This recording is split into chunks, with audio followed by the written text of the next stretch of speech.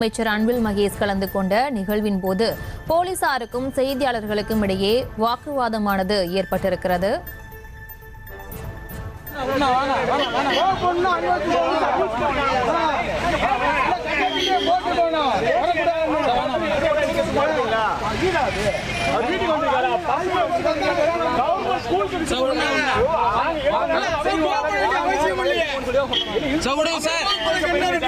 sir வீட்டுல விடுங்க sir விடுங்க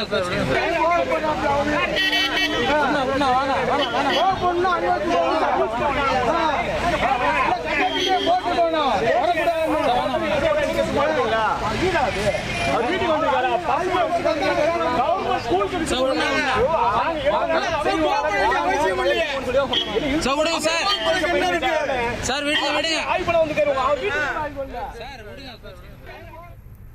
அமைச்சர்